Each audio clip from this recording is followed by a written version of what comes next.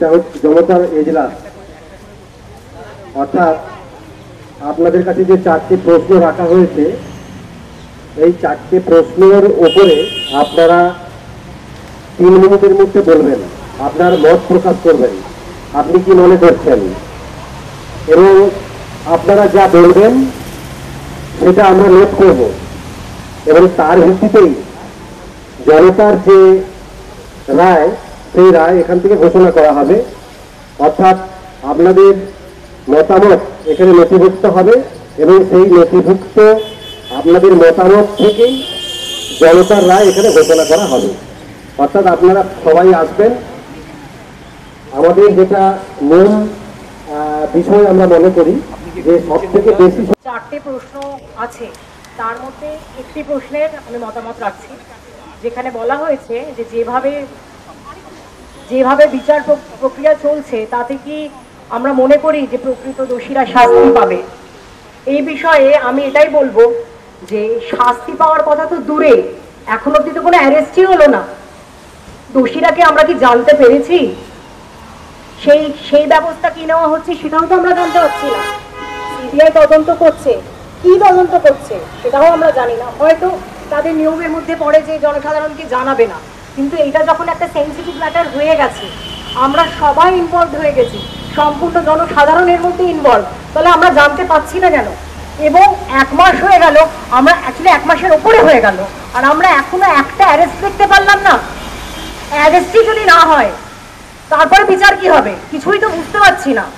আমরা তো সবাই প্রশ্ন নিয়ে জানার জন্য পথে নেমেছি, রোজ নামছি। নমস্কার, আমি এই বিষয়টি নিয়ে বলতে চাই যে এমবিবিএস ডক্টর পিজিটি ট্রেনের যে নৃশংস ধর্ষণ ও হত্যাকাণ্ড, তাতে রাজ্য পুলিশ এবং প্রশাসনের ভূমিকা ঠিক না ভুল। প্রথম কথা, অভয়ার বাবা মা বলেছেন যে তারা যখন তাদের মেয়েকে দেখেন, তার পূর্ববর্তী ঘটনা আমরা সবাই জানি, তাদের মিথ্যা কথা বলা, অপেক্ষা করানো সব ঠিক আছে, কিন্তু তারা সব থেকে আমার যেটা গুরুত্বপূর্ণ মনে হয়েছে, তার বাবা মা বলেছে মেয়েকে দেখে যেন মনে হলো তাকে কেউ সাজিয়ে গুছিয়ে রেখেছে, মাথার উপর হাত রেখে ঘুমাচ্ছে, এরকম করে কেউ তাকে সাজিয়ে রেখেছে। তাহলে প্রথমেই তো আমাদের মনে প্রশ্ন ওঠা উচিত, যেটাকে অকুস্থল বলা হচ্ছে সেখানে আদৌ ক্রাইমটা হয়েছে নাকি সমস্ত ঘটনার পরে ভীষণ পরিকল্পিতভাবে তাকে এনে ওইখানে রাখা হয়েছে। নাহলে অত সাজিয়ে গুছিয়ে কি করে এরকম একটা নৃশংস হত্যাকাণ্ডের পরে একটি দেহ থাকতে পারে, প্রথম কথা। দ্বিতীয় হচ্ছে, যদি সেটা সেমিনার রুমে ঘটনাটি ঘটেও থাকে, সেই দিন রাত্রিরে বা ভোরে যে মানে হসপিটাল কর্তৃপক্ষের তৎপরতা, বাইরে বিভিন্ন রাজ্যের প্রান্ত থেকে ঘনিষ্ঠ লোকজন, বিশেষ লোকজন চলে আসছেন, সেইটা বিশাল বড় প্রশ্নচিহ্ন ঘটায়। মানে ক্রাইম সিন আটকে রাখতে হয়, এটা তো একটা ছোট বাচ্চাও বোধহয় একটা মুভি দেখে জানে। তো এখানে যে 4টে প্রশ্ন আছে, তার মধ্যে প্রথম প্রশ্নটা হচ্ছে সিবিআই হাতে এই কেস আসার পর সিবিআই যে ভূমিকা পালন করেছে তা কি সঠিক বলে মনে হয়? আমার মতে সিবিআই কেসটা পেয়েছে ঘটনা ঘটার কয়েকদিন বাদে।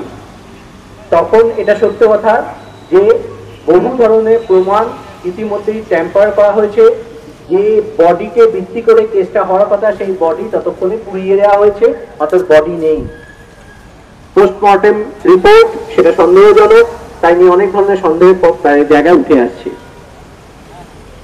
এটাও ঠিক যে বিভিন্ন ক্ষেত্রে আমরা সিসিটিভির ফুটেজ সেভাবে পাইনি, অথবা সেটা এডিটেড হয়েছে, কিন্তু যেগুলো পাওয়া গেছে সেটা হচ্ছে সেই দিন ওইখানে কারা কারা ডিউটি করেছেন, কারা কারা সেখানে ছিলেন, কার আন্ডারে কাজটা হয়েছে, সমস্ত 36 ঘন্টা যে ওই ডাক্তারি ছাত্রকে ডিউটি করতে হয়েছিল সেটা কার আন্ডারে করতে হয়েছিল এবং তার সঙ্গে কারা ছিলেন, কারা কারা সেই ডিউটিতে ছিলেন, এগুলো কিন্তু পাওয়া যায়। এবং পাওয়া গেলে সেটাকে ধরে যদি ইন্টারোগেশন করা হয় তাহলে কিন্তু এতদিনে তার কিছু পজিটিভ একটা রেজাল্ট আমাদের কাছে আসার কথা, কিন্তু আমরা কিচ্ছু দেখতে পাইনি। প্রথম দিন যাকে গ্রেপ্তার করা হয়েছে, যাকে প্রতিদিনই আমাদের মনে হচ্ছে যে এটা খানিকটা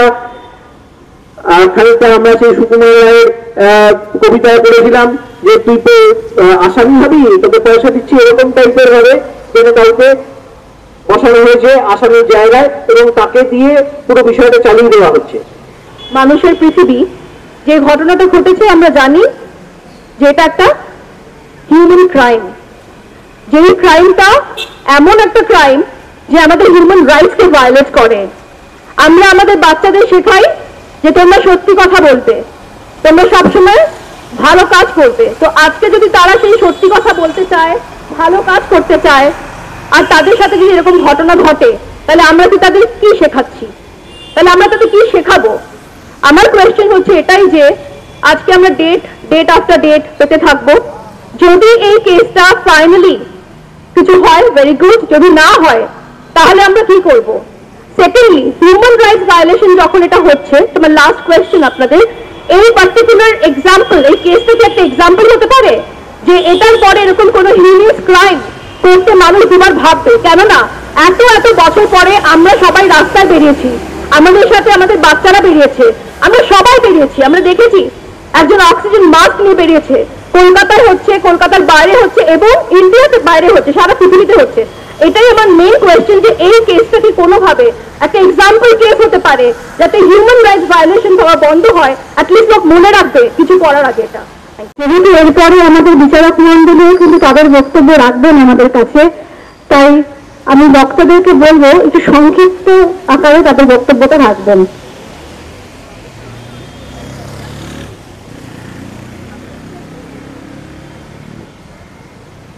আমি কাউকে অ্যাড্রেস করছি না, সরাসরি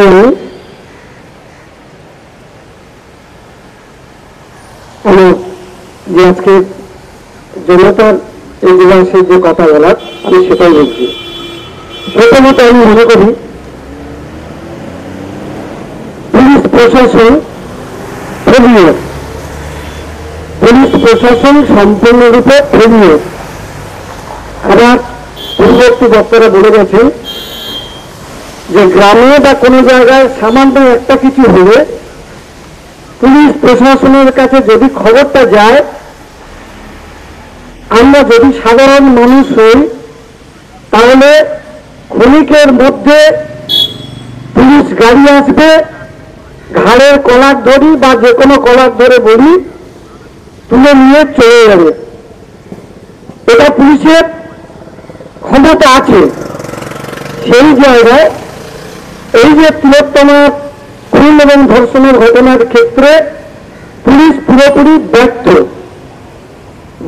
এই কারণেই তারা যে তাদের দিক থেকে ব্যর্থ আমি সে কথা বলতে চাই না, কারণ তারা কোনো এক অদৃশ্য ঊর্ধ্বতন কর্তৃপক্ষের অঙ্গুলি হেরানোর জন্য তারা যে অ্যাকশন নেওয়ার কথা সেই অ্যাকশন তারা নিতে পারেনি। তার জন্য এটা আমি বলবো না যে পুলিশ প্রশাসনের অকর্মণ্যতা বা অপদার্থতা, এটা আমি বলবো না। তবে আমরা প্রত্যাশা করি স্বাধীন দেশের মানুষ হিসেবে, গণতান্ত্রিক দেশের মানুষ হিসেবে আমরা এটা প্রত্যাশা করতেই পারি যে পুলিশ প্রশাসন আইনের রক্ষক, তারা আইনটা রক্ষা করবেন, এটা আমাদের প্রত্যাশা। সেটা পুলিশ ব্যর্থ হয়েছে, প্রশাসন ব্যর্থ হয়েছে। পুলিশ যদি মনে করেন আমরা এখানে ওই যে 8 এবং 9 তারিখের ঘটনা আরজিকর মেডিকেল কলেজ এন্ড হসপিটালে হত্যাকাণ্ড ঘটে যাওয়ার পরে এই দুটো হচ্ছে স্তম্ভ। কোন জায়গায় যদি কোনো একজন রোগী ডাক্তারের হাতে মারা যায় বিনা চিকিৎসায় বা ভুল চিকিৎসায়, কার কাছে যেতে হয়? না যেতে হয় পুলিশের দ্বারস্থ হতে হয়। যদি কোনো মারামারি হয়, রক্তপাত ঘটে, আগে পুলিশের কাছে, আগে চিকিৎসকের কাছে যেতে হয়। চিকিৎসক সেখানে রোগীকে বলে দেয় যে আপনার পুলিশের কাছে যাওয়া উচিত, পুলিশকে ইনফর্ম করা উচিত। তাহলে এই যে দুটো স্তম্ভ, ডাক্তার অর্থাৎ চিকিৎসক এবং পুলিশ প্রশাসন অন্যান্যভাবে পরিপূরক, এটা আমরা জানি। তাহলে সেই জায়গায় এখানে এই যে ঘটনা ঘটার পরে ডাক্তার অর্থাৎ প্রিন্সিপাল বা সুপার যাদের বলি না কেন, তারাই এখানে কি কর্তৃত্বকারী ভূমিকা নিয়েছিল, না পুলিশ প্রশাসন তাদেরকে ছোট জগন্নাথ করে রাখার জন্য ঊর্ধ্বতন কর্তৃপক্ষ অর্থাৎ সরকারের পক্ষ থেকে তাদেরকে বলে দেওয়া হয়েছিল যে তোমরা চুপ করে থাকবে, চিকিৎসকরা তোমরা চুপ করে থাকবে, পুলিশ প্রশাসন যা ব্যবস্থা নেবে।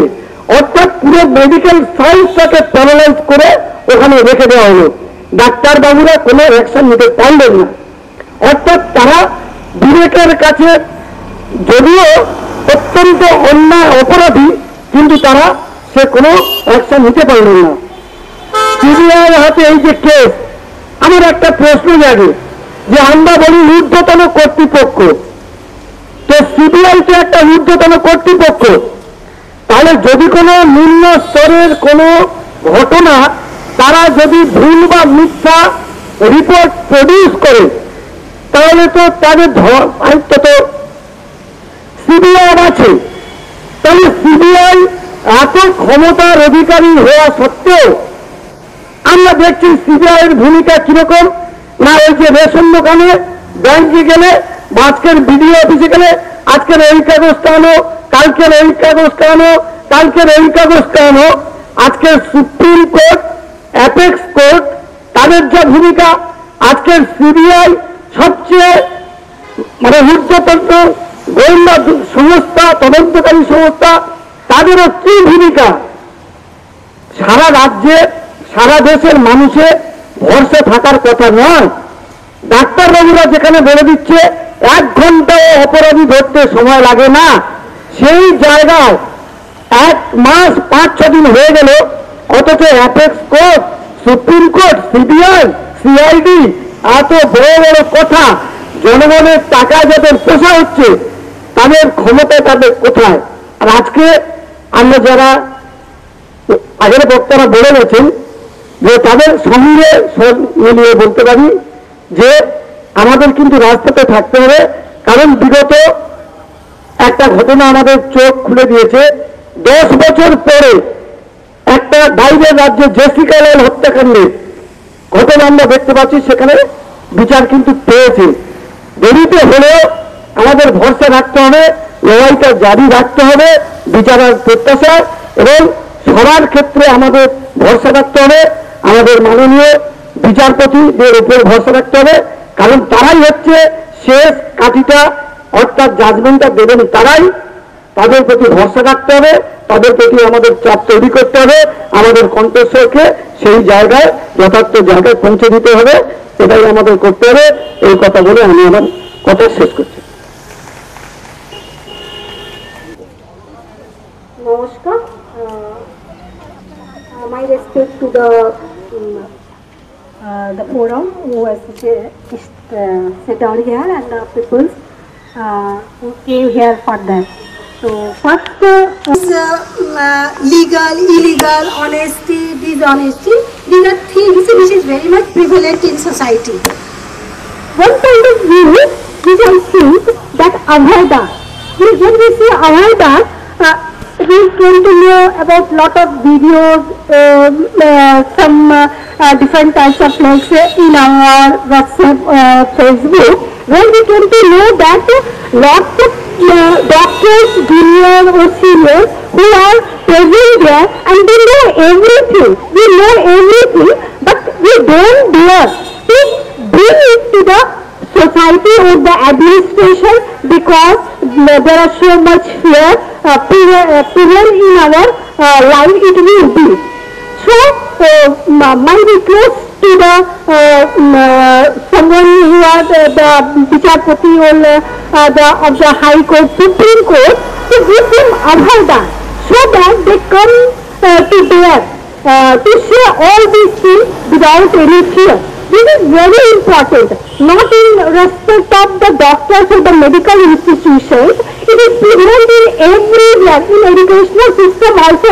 When we came here, if we analyze, then we will come directly or indirectly. We are also being mentally harassed by the so-called powerful people. So my request to all these things that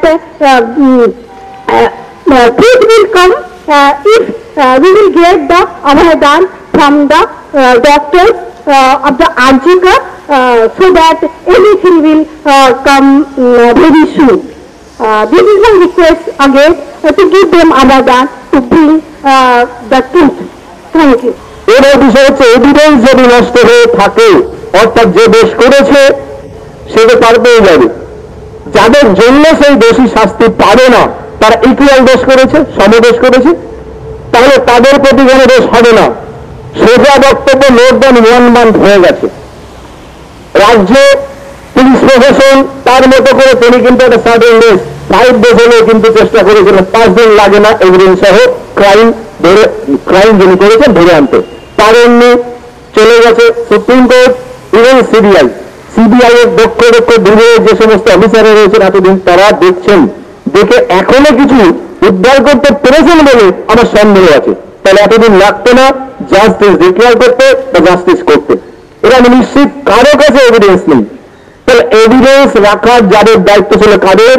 hospital কর্তৃপক্ষ ছিল, police প্রশাসনের, যাদের দায়িত্ব crime সিনের সাইন্টিটি বজায় রাখা। এবং এখানে জাজরা রয়েছেন, আজকের জাজ, কিন্তু তারাও অ্যাডভোকেট, তারা ল জানেন। আমি ভুল বললে মার্জনা করবেন, আমাকে শুধরে দেবেন। সেই ক্রাইম সিনের সাইন্টিটি ডিস্ট্রয় হয়েছে। ক্রাইম সিন টিল ডেট নিয়ম যেদিন ঘটনা ঘটবে, অকারেন্স অফ ইনসিডেন্ট থেকে শুরু করে যতক্ষণে জাস্টিস ইনকমপ্লিট থাকবে ততক্ষণ সেটা ঘিরে রাখতে হবে, সেটাই আমি জানি। শুরু শেষ হয়নি, কবে শেষ হবে আমাদের জানা নেই। এই মুহূর্তে কয়েকটি প্রশ্ন নিয়ে আমি দাঁড়িয়ে আছি। জনতার আদালতে প্রশ্ন উঠেছে যে নৃশংস যে ধর্ষণ এবং হত্যাকাণ্ড হয়েছে তাতে রাজ্য পুলিশ এবং প্রশাসনের ভূমিকা কি? যেদিন আমাদের সেই বোনটির ছিন্ন ভিন্ন দেহটি পাওয়া গেল, তারপরে তার বাবা মাকে খবর দিতেই একটা ম্যাক্সিমাম টাইম কাটিয়ে ফেলা হলো। প্রথমে বলা হলো আত্মহত্যা করেছে মেয়েটি, কিন্তু পুলিশের বা প্রশাসনের তরফ থেকে যারা সেই বডিটি প্রথম শনাক্ত করেন, দেখতে যান, তার বডিটি দেখে কি তাকে আত্মহত্যা বলে মনে হয়েছিল? এখানে একটা বড়সড় প্রশ্ন রয়েছে। কেন এই লুকোচুরি? এটার প্রশ্ন আমরা জনতা, আমরা জনগণ, আমরা জানতে চাই। এই উত্তরটা আমাদের জানা জরুরি। তারপরে মেয়েটির বাবা মাকে দীর্ঘক্ষণ বসিয়ে রাখা হয়েছিল, তাদের নিজের সন্তানের দেহ তাদেরকে দেখতে দেওয়া হয়নি। এই সময়ের মধ্যে কি হলো? তারপরে একটি ভিডিওতে আমরা দেখতে পেয়েছি প্রচুর নানা ধরনের মানুষ, কেউ বর্ধমান মেডিকেল কলেজের সুপার বা চিকিৎসক, নানা রকম অ্যাডভোকেট, পুলিশ, তারা প্রত্যেকে সেখানে উপস্থিত রয়েছেন। তো যেটা অকুস্থল, যেখানে প্রচুর প্রমাণ পাওয়া যায়, সেই জায়গায় এত মানুষকে কি করে অ্যালাউ করা হলো? কারা অ্যালাউ করলেন? তারা কেন ওখানে ছিলেন? সেই সমস্ত প্রশ্নের এখনো জবাব পাইনি আমরা। আমি মুর্শিদাবাদ জেলার জঙ্গিপুর বলে একটি ছোট্ট মফস্বল টাউন, সেই জঙ্গিপুর কোর্ট থেকে এসেছি। আমার এখানে কাজ ছিল, আমি শুনতে পেয়েছি আপনাদের এরকম জনতার বিচারক চলছে। আমি শুনতে পাওয়ার পর এগুলো অ্যাটেন্ড করছি। আজকে কেন, বেশ কিছুদিন ধরেই কয়েকটা জনতার আদালত অ্যাটেন্ড করেছিলাম, আমাদের ওখানেও করেছি, এখানেও করছি। অদ্ভুত ছাড়া এবং সাধারণ মানুষ এগিয়ে এসে তাদের বক্তব্য রাখছেন, মেয়েরা রাতের পর রাত জাগছেন। এই দৃশ্য ভারতবর্ষ আগে দেখেনি। ভারতবর্ষের খাদ্য আন্দোলনের পরে এই আন্দোলনটাই একটা আন্দোলন যেটা সমস্ত স্তরের মানুষ, বিশেষ করে মেয়েরা রাস্তায় নেমেছেন। আমরা তো জানি বেশিরভাগ ক্ষেত্রেই যে মেয়েরা তাদের ঘরের চৌহদ্দির মধ্যে নিজেদেরকে আটকে রাখতে ভালোবাসে, ভালোবাসার আবেষ্টনীর মধ্যে রাখতে ভালোবাসে। রাস্তার লড়াই, কোথায় কি সংগ্রাম হচ্ছে, রাজনীতি নিয়ে কি খেলা চলছে, এসব বিষয় থেকে মেয়েরা দূরে থাকে, একটু দূরে থাকে। কিন্তু এই আন্দোলন বিশেষ করে আমরা 9 আগস্টের পর থেকে কেউ কাউকে কিছু জানায়নি। 14 আগস্ট লক্ষ লক্ষ কোটি কোটি মেয়েরা রাস্তায় বেরিয়ে এলো। কজন কাকে খবর দিতে গেছে, লড়াইতে এসো, বেরিয়ে এসো, এরকম তো বলেনি কেউ। সবাই এসেছিল বিজেপির ডাকে। এবং এই যে জাগরণ, যেটা একটা মৃত্যু, একটা অত্যন্ত নৃশংস মৃত্যু, এবং সেটা আজকে মানুষের মনে ধাক্কা দিয়েছে যে আরো কি ঘুরিয়ে থাকা যায়। আন্দোলনের চাপেই আমরা বিচার পাবো। আর যে যে দ্বিতীয় প্রশ্নটি রাখা হয়েছে রাজ্যের পুলিশ বা সিবিআইয়ের ভূমিকা নিয়ে, আমরা সবাই জানি রাজ্যের পুলিশের যে ভূমিকা সেটা একদমই ভালো নয়। কারণ 9 তারিখে যে ঘটনা ঘটে যাওয়ার পর স্বাধীনতা রাত্রেবেলা যখন মায়েরা বোনেরা রাত দখল করেন, সেই রাতে আজকের আরেকবার নক্কারজনক ঘটনা ঘটলো, সেটা হচ্ছে এভিডেন্স লুটপাট করার ঘটনা। সেইখানেও কিন্তু রাজ্যের পুলিশ একদম বিফল হয়েছে, তার রোল আমরা জানি। তার সাথে সাথে যখন এই মামলাটি হাইকোর্ট থেকে সুপ্রিম কোর্টে যায়, তারপরে আমরা ভাবলাম কিনা এরা সুপ্রিম কোর্টে গেছে, কিছু একটা বিচার হবে, কিন্তু নয়। সুপ্রিম কোর্টে মামলা যাওয়ার পর সেই তারিখ পে তারিখ শুরু হয়ে গেছে। আপনারা জানেন ভালোভাবে, দেশে sub divisional court, district court, high court, supreme court অব্দি আছে। তা কেন আজকে প্রয়োজন পেলে এই যন্ত্রণা ইজলাস করার? এর একটা বড় প্রশ্ন উত্তর আছে। এর উত্তর একটাই, কারণ মানুষই শেষ সিদ্ধান্ত, শেষ ফেসলা করে। যখন কোর্ট আদালত বিচার ঠিক মতো করতে পারে না, তখন মানুষ আন্দোলনে গিয়ে শেষ ফেসলা করে।